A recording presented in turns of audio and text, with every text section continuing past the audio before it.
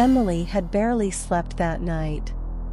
Every creak, every whisper of the wind outside felt amplified in the suffocating stillness of the apartment. She kept replaying the footage on her laptop, eyes locked on the dark shape that haunted the corner of the room. The thing wasn't human. It moved like a shadow, but with intention, deliberate, slow, as if it was studying her. She scrolled through the frames again, heart pounding, searching for any clue. The flickering static on the screen warped the image, but she thought she saw something beneath the figure's surface, a faint pattern, almost like veins or cracks spreading outward. Emily's phone buzzed again. This time the message was longer.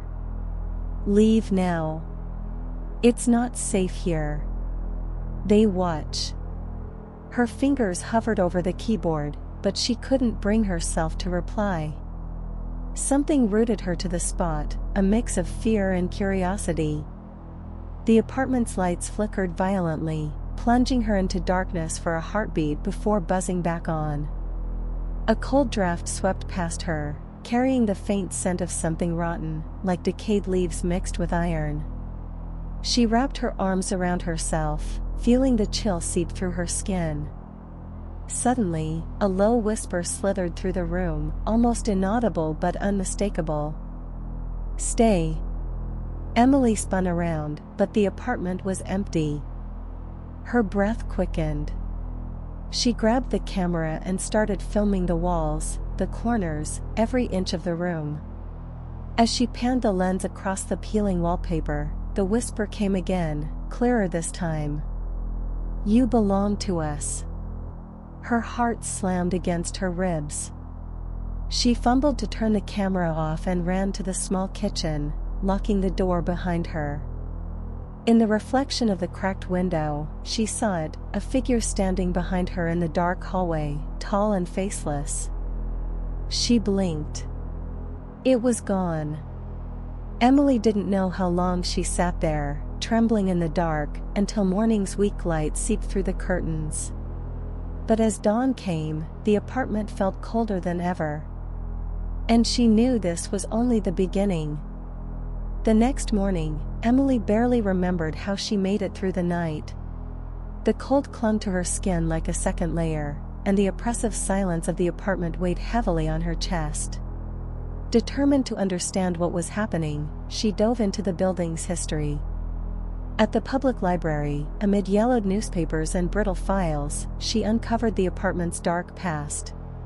Unit 4B had once belonged to a woman named Margaret Ellis, a recluse who vanished without a trace over 40 years ago. Local rumors said Margaret was involved in occult practices, desperate to contact something beyond the veil of this world.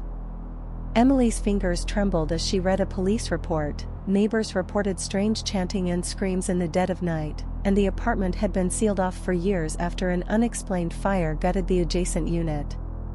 Back in her apartment, Emily found a small, worn notebook tucked inside a loose floorboard near the wall where she had seen the shadowy figure. The pages were filled with cryptic symbols and frantic handwriting, speaking of the Watcher, the Veil, and the ones who wait beyond. That night, she set up her camera again, determined to capture whatever haunted the apartment.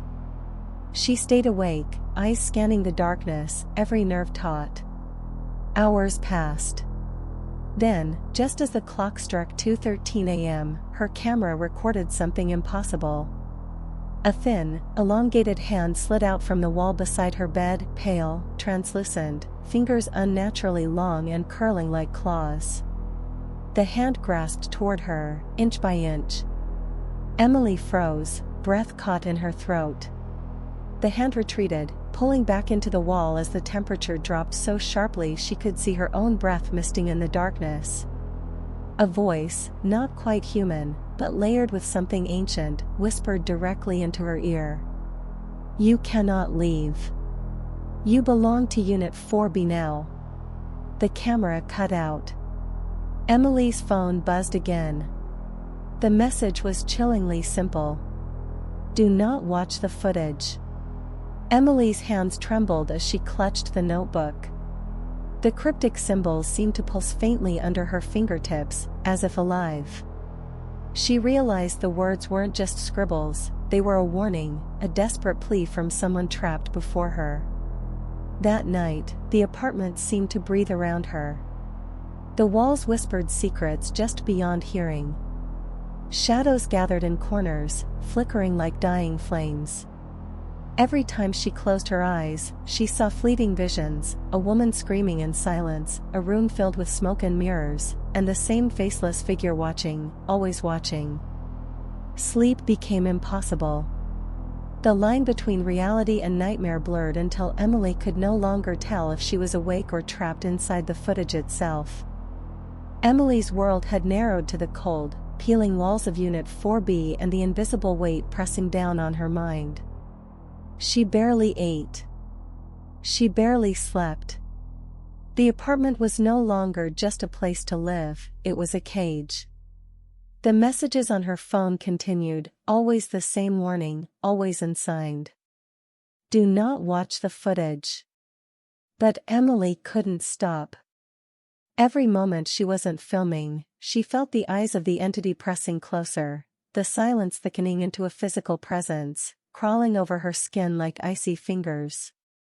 One night, desperate for answers, she played the first video again, the one where the tall, faceless figure appeared. As the figure moved toward the camera and vanished through the wall, Emily noticed something new, a faint shimmer, like a veil lifting for a brief second. The veil wasn't just a trick of light. It was a barrier between worlds.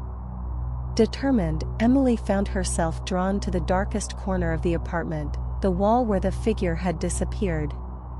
Her hands shook as she pressed against the cracked plaster, feeling the cold pulse beneath the surface.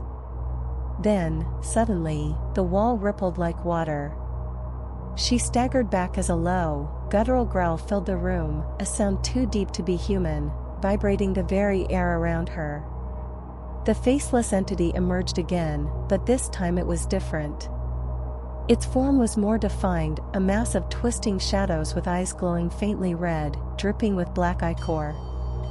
It spoke, voice like gravel scraping bone. You opened the door. You cannot close it. You belong to us now. Emily tried to scream, but no sound came out.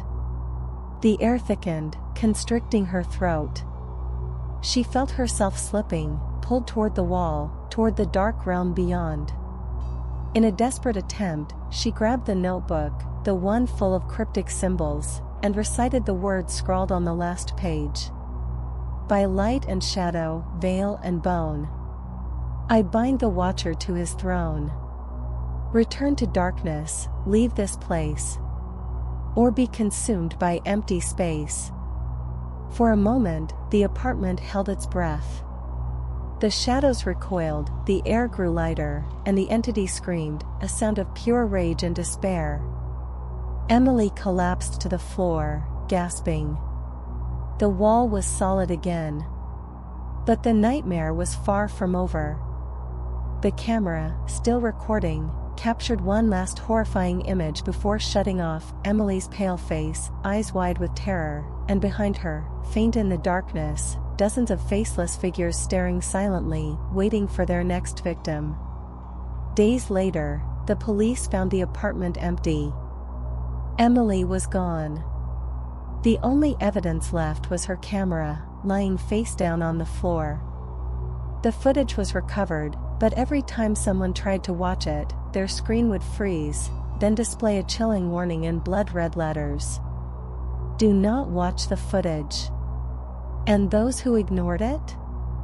They never returned.